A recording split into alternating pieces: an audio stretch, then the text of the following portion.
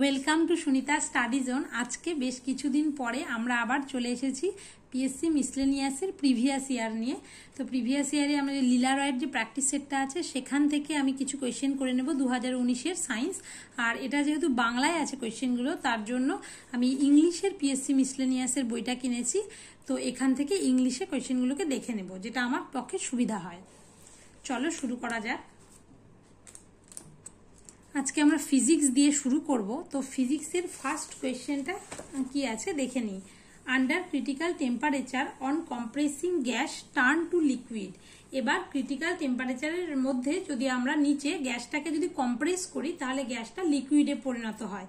এর কারণটা কি? তার কারণ হচ্ছে মলিকিউলস হ্যাভ ইন্টারমলিকুলার ফোর্সেস। তার কারণ মলিকিউলের মধ্যে একটা ইন্টারমলিকুলার ফোর্স কাজ করে। দেখো, এবার ক্রিটিক্যাল টেম্পারেচার কাকে বলে সে বিষয়ে যদি আমরা বলি তাহলে এটা সংকট উষ্ণতা, মানে এমন একটা উষ্ণতা যে উষ্ণতায় আসলে তুমি গ্যাসকে যতই প্রেসারাইজ করো না কেন, যতই কম্প্রেস করার চেষ্টা করো, গ্যাস কিছুতেই আর লিকুইফিকেশন হবে না, গ্যাস আর লিকুইডে পরিণত হবে না। তো সেই উষ্ণতাকেই বলা হয় সংকট উষ্ণতা। ভালো ভাষায় বলতে গেলে কোনো গ্যাসের উষ্ণতা ন্যূনতম যে মানের হলে কোনো পরিমাণ চাপ প্রয়োগে একে আর তরলে পরিণত করা যায় না, তাকেই ক্রিটিক্যাল টেম্পারেচার বা সংকট উষ্ণতা বলা হয়।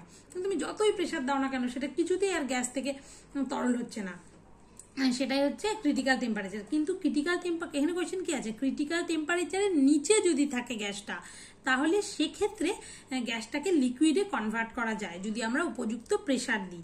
তো কেন? তার কারণ যদি প্রেসার দিই তাহলে কি হয়, গ্যাসের যে অণুগুলো আছে তারা কাছাকাছি চলে আসে, এবং কাছাকাছি আসার ফলে কি হয়, কাছাকাছি আসার ফলে তাদের মধ্যে যে ইন্টারমলিকুলার ফোর্স সেটা বাড়ে।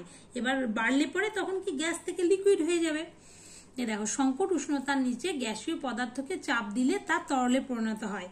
গ্যাসীয় পদার্থের মধ্যেকার যে আন্তঃআণবিক আকর্ষণ বল সেটা খুব কম, গ্যাসের মধ্যে যে ইন্টারমলিকুলার ফোর্স সেটা কম, কারণ ছড়িয়ে ছিটিয়ে থাকে। তরলের মধ্যে তার থেকে একটু বেশি, আর সলিডের মধ্যে আরো বেশি। এরকম গ্যাসীয় পদার্থের মধ্যেকার আন্তঃআণবিক আকর্ষণ বল খুব কম, কিন্তু যখন সংকট উষ্ণতার নিচে কোনো গ্যাসীয় পদার্থকে চাপ দেওয়া হয় তখন এদের মধ্যেকার আন্তঃআণবিক আকর্ষণ বল বেড়ে যায়, ফলে এরা তরলে পরিণত হয়ে যায়। কনসেপ্টটা ক্লিয়ার হলো? আর কিছুই না, ব্যাস। এদের মধ্যে এটা মনে রাখতে হবে যে গ্যাসের ক্ষেত্রে যেটা ইন্টারমলিকুলার ফোর্স সেটা সবচেয়ে কম, লিকুইডের ক্ষেত্রে সেটা যখন প্রেসার প্রয়োগ করব গ্যাসটাকে সংকট উষ্ণতার নিচে তখন প্রেসার প্রয়োগ করার ফলে তারা কাছাকাছি চলে আসবে, গ্যাস মলিকুলগুলো কাছাকাছি আসলে লিকুইড হয়ে যাবে। তার মানে ইন্টারমলিকুলার ফোর্স লিকুইডের ক্ষেত্রে গ্যাসের তুলনায় বেশি। এবার যখন সলিডে আসবে সেটা আরো বেশি, তার জন্য সলিড এটাই। এরকম যদি বলে তোমাকে ইন্টারমলিকুলার ফোর্স কার সবচেয়ে বেশি সেটা বলো, তাহলে সবচেয়ে বেশি হবে কিন্তু সলিডের, আর সবচেয়ে কম কার সেটা হচ্ছে গ্যাসের, আর লিকুইডের হচ্ছে মধ্যবর্তী পর্যায়ে থাকে। হলো, এবারে নেক্সট কোয়েশ্চেনে আসা যাক ফিজিক্সের। The most important safety method used for protecting home appliances from short circuiting or overloading is, home appliance গুলো, গৃহ সরঞ্জামগুলোকে যদি আমরা বাঁচাতে চাই শর্ট সার্কিট বা ওভারলোড থেকে, তাহলে সেক্ষেত্রে আমরা সবচেয়ে ইম্পর্টেন্ট সেফটি মেথড কোনটা ইউজ করব? তা কোনটা ইউজ করব? আমরা ফিউজ ওয়্যার ইউজ করব, ফিউজ তার যে সেটা হচ্ছে ফিউজ তার ইউজ করবো, ইউজ অফ ফিউজ। তা কিভাবে ফিউজ তারটা করে? ফিউজ তার জিনিসটা কি? ফিউজ তারটা হচ্ছে কি দিয়ে তৈরি হয়, এটা কিন্তু এসেছিল একবার বিসিএস এ। সেটা হচ্ছে লেড, পিবি, লেড এবং টিন, এসএন দিয়ে তৈরি হয়। লেড লিড করে, লেডের পার্সেন্টেজ অফ লেড বেশি, কোথাও দেখি 63%, কোথাও 75%, এরকম লেডের পরিমাণটা অনেকটা বেশি, 63%। আর যদি বলা হয় টিনের পরিমাণটা তুলনা 37% বা 25%, এক এক জায়গায় এক এক রকম থাকে দেখি। তো মনে রাখবে যে ফিউজ ওয়্যারটা সেটা হচ্ছে লেড এবং টিন দিয়ে তৈরি হয়, লেডের পরিমাণটা সেখানে বেশি থাকে। হলো, এইবারে ফিউজ ওয়্যারের কি হয়, এবার তোমরা সবাই জানো যে বাড়িতে ফিউজটা মাঝে মাঝেই গলে যায়। তার মানে কি, এদের লো মেল্টিং পয়েন্ট, গলনাঙ্কটা খুব কম, একটুতেই গলে যায়, কিন্তু উচ্চ রোধাঙ্ক রেজিস্ট্যান্সটা খুব বেশি, রেজিস্টিভিটিটা, এটার যে রেজিস্ট্যান্স সেটা রোধটা সেটা অনেকটা বেশি থাকে। এই দুটো বৈশিষ্ট্য মনে রাখতে হবে, সহজেই গলে যায় লো মেল্টিং পয়েন্ট আর হাই রেজিস্ট্যান্স, এই দুটো থাকে। আর কম্পোজিশন তো বললাম লেড আর টিন। হলো এইবারে ফিউজ ওয়্যারটা কিভাবে মানে কিভাবে রক্ষা করে বলো তো, কারণ কি মানে একটা তারের মধ্যে দিয়ে ধরো তোমার একটা মানে একটা ওই যে তারটা ওই ফিউজ ওয়্যারটা সেটা হচ্ছে ফিউজ তারটা নির্দিষ্ট সীমার বেশি ওরা তড়িৎ প্রবাহ সহ্য করতে পারে না। শর্ট সার্কিটের সময় কি হয়, কোনো কারণে মানে ওই সার্কিটের মধ্যে লাইনটা হঠাৎ করে মানে লাইনের তড়িৎ প্রবাহটা অনেকটা বেড়ে গেল, মানে কারেন্টের পরিমাণ হঠাৎ খুব বেড়ে গেল, এবার বেড়ে গেলে কি হবে, ওখানে তো হিট উৎপন্ন হবে, তো প্রচুর পরিমাণে তাপ উৎপন্ন হয়, তখন কি হয় ওই যে ফিউজ তারটা সেটা গলে যায়, গলে গিয়ে যে মেন লাইন আছে সেই মেন লাইন থেকে যে বাড়ির লাইন তার সংযোগটাকে পুরো বিচ্ছিন্ন করে দেয় ফিউজ তারটা গলে গিয়ে, তার ফলে কি তার গৃহ সরঞ্জামগুলো তোমার রক্ষা হলো, তাই না? এটাই হচ্ছে ফিউজ ওয়্যারের বৈশিষ্ট্য, ব্যাস এইটুকু মনে রাখবে তোমরা। আর নেক্সট কোশ্চেনে যাওয়া যাক, যে সূর্যের শক্তি উৎপন্ন হয়, যে সূর্যের যে শক্তি সেটা কোথা থেকে উৎপন্ন হয় সেই কোশ্চেন দেখি এবার ইংলিশে। এই যে the solar energy results from the, solar energy কোথা থেকে উৎপন্ন হয়, এখানে আছে সূর্য মানে কি, সূর্য মানে সেখানে মনে রাখবে যে হচ্ছে fusion reactions of hydrogen and helium atom, hydrogen এবং হিলিয়াম অ্যাটমের ফিউশন রিয়াকশনের দ্বারা এই যে সোলার এনার্জিটা যেটা সেটা হচ্ছে আমরা পেয়ে থাকি, মানে সূর্যের শক্তি উৎপন্ন হয় হাইড্রোজেন এবং হিলিয়াম পরমাণুর ফিউশন রিয়াকশনের দ্বারা। তো এটা ফিউশনটা কি, ফিউশন মানে ফিউজ হচ্ছে, মানে ধরো দুটো ছোট ছোট দুটো জিনিস, এই যে ছোট ছোট দুটো জিনিস, এই যে ছোট ছোট দুটো জিনিস, এই দুটোটা ফিউজ হচ্ছে একসাথে হয়ে একটা বড় জিনিস উৎপন্ন করছে, সেটাই হচ্ছে ফিউশন। মানে ফিউশন অনেক রকমের হতে পারে, এই যে যেমন যে নিউক্লিয় বিক্রিয়ায় দুই বা ততোধিক পরমাণু যুক্ত হয়ে এক বা একাধিক ভিন্ন মৌলের পরমাণু তৈরি করে তাকেই নিউক্লিয় ফিউশন বলা হয়। যেমন উদাহরণ হিসেবে বলতে পারি, যেমন হাইড্রোজেনের দুটো আইসোটোপ, যেমন ডিউটেরিয়াম আর ট্রিটিয়াম বা ট্রিশিয়াম, যাই তোমরা বলো না কেন, এই দুটো মিলে মানে হাইড্রোজেন H12 আর 13 এই দুটো মিলিত হয়ে হিলিয়াম একটা ভারী মৌলের পরমাণু তৈরি করছে এবং তার সাথে সাথে নিউট্রন এবং বেশ কিছু শক্তি উৎপন্ন করছে, সেটাই হচ্ছে ফিউশন রিয়াকশন। এই যে ফিউশন রিয়াকশনটা কি হয়, সে ফিউশন মানে যে দুটো ছোট মৌলের যে যেমন হাইড্রোজেন 12 হাইড্রোজেন 13, এটা হচ্ছে দুটো মানে ছোট ছোট মৌল দুটো, তাদের মাসটা কম থাকে, মানে তাদের যে মাসটা দুটো মানে যদি একত্রিত করা যায়, মানে হাইড্রোজেন H12 আর হাইড্রোজেন H13 এই দুটোর মাসটা বেশি হয় দেন ওই হচ্ছে হিলিয়ামের তুলনায় সম্মিলিত মাসটা, তো তখন কি হয় ওই যে অতিরিক্ত মাসটা সেটা কি হয়, সেটা এনার্জিতে কনভার্ট হয়ে যায়, E=mc², তোমরা সবাই জানো, ওর জন্য প্রচুর পরিমাণে শক্তি রিলিজ হয়। এই হচ্ছে নিউক্লিয়ার ফিউশন রিয়াকশন।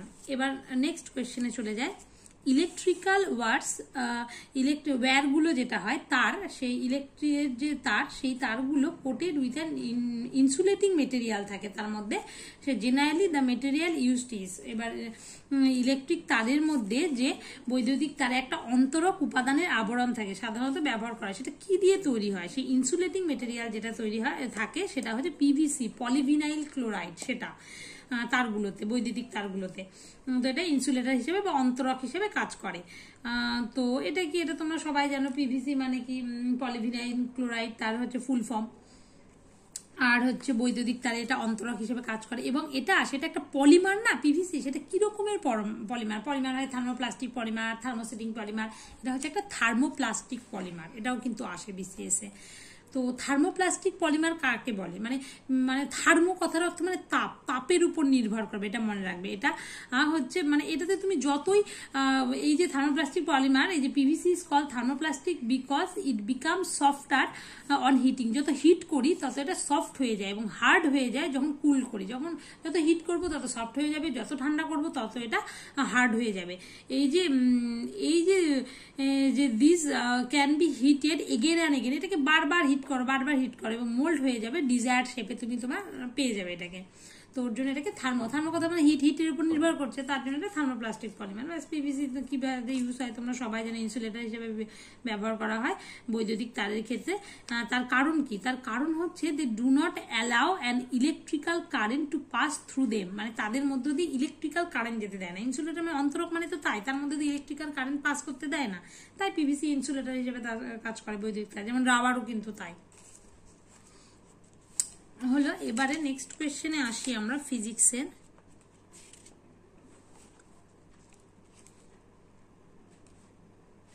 এবারে যে রোধের সমান্তরাল সমবায়ে যে রাশিটি ধ্রুবক তা হলো, রোধের সমান্তরাল সমবায়ে কোন রাশিটা ধ্রুবক সেটা আমাদের দেখতে হবে। Which quantity remains constant in parallel connection of resistance? একটা রেজিস্ট্যান্সের ক্ষেত্রে প্যারালাল কানেকশনের ক্ষেত্রে কোনটা তোমার কনস্ট্যান্ট থাকে। এবার প্যারালাল কানেকশন মানে কি, সেই কানেকশনটা হবে তোমার ধরো এইরকম টাইপের, এখানে ধরো একটা এই যে এখানে R1 রোধ আছে, এটা প্যারালাল না, এখানে R2 রোধ আছে, তো এই যে এটা আর এটা কোনটা কনস্ট্যান্ট থাকে। প্যারালাল কানেকশন মানে এরকম হবে, তার মানে কোনটা এদের ক্ষেত্রে কনস্ট্যান্ট থাকবে সেটা হচ্ছে পোটেনশিয়াল ডিফারেন্স, বা যেটাকে আমরা বলি ভোল্টেজ বা ভি। এক্ষেত্রে এই যে এখান থেকে এখানে এই যে ভিটা এখানে কনস্ট্যান্ট থাকবে, বুঝলে? এটার ক্ষেত্রে পোটেনশিয়াল ডিফারেন্স যেটা ভিটা কনস্ট্যান্ট থাকবে প্যারালাল কানেকশনের ক্ষেত্রে। মানে দেখো এই যে এখানে রোধ এটা আলাদা আলাদা, এখানে R1 রোধ, এখানে R2 রোধ, তোমার হচ্ছে এখানে কিন্তু মানে একই পরিমাণে ভোল্টেজ, একই পরিমাণে কারেন্ট প্রবাহিত হবে, এটা মানে ভোল্টেজটা এক থাকবে, পোটেনশিয়াল ডিফারেন্সটা এক থাকবে প্যারালাল কানেকশনের ক্ষেত্রে। হলো, তো এটা তোমাকে তো দিল। এবার যদি বলা হয় তোমাকে যে সিরিজের ক্ষেত্রে, তখন সেক্ষেত্রে কিরকম থাকে। এবার সিরিজ কানেকশনটা কি হয় সেটা হচ্ছে দেখে নাও। এবার সিরিজ কানেকশনের ক্ষেত্রে এই যে একটা সিরিজে যদি যুক্ত থাকে, মানে একই সাথে এখানে R1 রোধ যুক্ত আছে, এখানে R2 রোধ। এবার সিরিজের ক্ষেত্রে কি একই পরিমাণ কারেন্ট I প্রবাহিত হবে, তাহলে সিরিজের ক্ষেত্রে কি হবে, সিরিজের ক্ষেত্রে আমরা বলতে পারি যে তোমার কারেন্টটা সেটা হচ্ছে কনস্ট্যান্ট থাকবে, একই কারেন্ট যাবে। হলো, আর এটা জানো তুমি ফর্মুলাটা V=IR, ভি মানে ভোল্টেজ বা পোটেনশিয়াল ডিফারেন্স যাই বলো, V=IR, I মানে কারেন্ট, R মানে রেজিস্ট্যান্স। এবার যদি বলা হয় মানে R, তোমার R= সিরিজের ক্ষেত্রে R=R1 + R2, আর এখানে তোমরা রোধ সবাই জানো। আর প্যারালালের ক্ষেত্রে সেটা হয়ে যাবে এই যে উপর নিচে 1/R = 1/R1 + 1/R2, এভাবে দিয়েও কিন্তু অঙ্ক দিতে পারে। হলো, এইবারে ফিজিক্সের ক্ষেত্রে আরেকটা কোয়েশ্চেন আমরা পড়বো, সেটা হচ্ছে last question. Generally non metals do not conduct electricity, যারা নন মেটাল হয়, যেটা অধাতু, তারা কিন্তু ইলেকট্রিসিটি কন্ডাক্ট করে না। Which of the following conducts electricity, কিন্তু কোনটা নন মেটাল অথচ ইলেকট্রিসিটি কন্ডাক্ট করে, এটাই হচ্ছে কোয়েশ্চেন। তো এখানে উত্তর হবে মানে বিদ্যুতের সুপরিবাহী, সেটা হচ্ছে গ্রাফাইট। কেন গ্রাফাইট বিদ্যুতের, সেটা আমরা জানতে হবে যে ইলেকট্রিসিটি কন্ডাক্ট করার শর্ত কি। মেটালগুলো আমরা জানি বেশিরভাগ ক্ষেত্রে যে মেটালগুলো মানে ইলেকট্রিসিটি কন্ডাক্ট করে, কেন, তাদের ফ্রি ইলেকট্রন বা মুক্ত ইলেকট্রন থাকে, তার জন্য তারা মানে আউটার মোস্ট শেলে, যেটা আউটার মোস্ট মানে ভ্যালেন্সিয়াল ইলেকট্রন যেটাকে বলা হয়, সেক্ষেত্রে তাদের ভ্যালেন্সিয়াল ইলেকট্রন থাকে, মানে ফ্রি ইলেকট্রন থাকে, মুক্ত ইলেকট্রন যেটা চলাফেরা করতে পারে, তো সেক্ষেত্রে তারাই ইলেকট্রিসিটি কন্ডাক্ট করতে পারে। কিন্তু এগুলো যেমন ডায়মন্ড, সালফার, এরা পুওর ইলেকট্রিক্যাল কন্ডাক্টর, এদের কিন্তু ফ্রি ইলেকট্রন থাকে না। ফুলারিন তো পুরো ইনসুলেটরের হিসেবে কাজ করে, তো এটা allotrope of carbon, diamond allotrope of carbon, কিন্তু গ্রাফাইট কিন্তু হ্যাভ ফ্রি ইলেকট্রন থাকে, তার জন্য গ্রাফাইট আমাদের ইলেকট্রিসিটি কন্ডাক্ট করতে পারে। এই যে গ্রাফাইট অধাতু হলেও তড়িতের মানে পরিবাহী বলতে পারি, কারণ গ্রাফাইট অণুর গঠন পর্যবেক্ষণ করে দেখা যাবে যে গ্রাফাইট অণুর গঠনে প্রতিটি কার্বন পরমাণু অপর 3টা কার্বন পরমাণু যে আছে তার সাথে সমযোজী বন্ধনে আবদ্ধ থাকে, ফলে প্রতিটি কার্বনে একটি করে মুক্ত ইলেকট্রন থাকে, আর কার্বন পরমাণুতে বিদ্যমান ওই মুক্ত ইলেকট্রনগুলি মুক্তভাবে চলাচল করতে পারে বলে গ্রাফাইট বিদ্যুতের পরিবাহী। এটাই বেশ, তোমাকে এভাবে কোশ্চেন দিতে পারে যে এটা ইলেকট্রিসিটি কন্ডাক্ট করছে, তার কারণ কি, মেটালগুলো মানে ইলেকট্রিসিটি কন্ডাক্ট করে, তার কারণ কি, ফ্রি ইলেকট্রন থাকে। গ্রাফাইট নন মেটাল, তবুও কেন ইলেকট্রিসিটি কন্ডাক্ট করতে পারে, কারণ ফ্রি ইলেকট্রন থাকে। বেশ, এটাই কনসেপ্ট ফিজিক্সের কোয়েশ্চেন আজকের মতো মোটামুটি শেষ হয়ে গেল। তোমাদের কেমন লাগলো এই মানে ফিজিক্সের কোয়েশ্চেনগুলো, আমি যতটা পারি ডিটেলসে আলোচনা করার চেষ্টা করলাম, অবশ্যই আমাকে কমেন্ট করে জানাবে। আর যদি তোমরা এই সম্পর্কে আরও ডিটেলস কিছু ইনফরমেশন জানো তাহলে অবশ্যই জানাবে, আর লাইক করবে, শেয়ার করবে, আর চ্যানেলটি যদি ভালো লাগে কন্টেন্ট তাহলে অবশ্যই সাবস্ক্রাইব করবে। Thank you.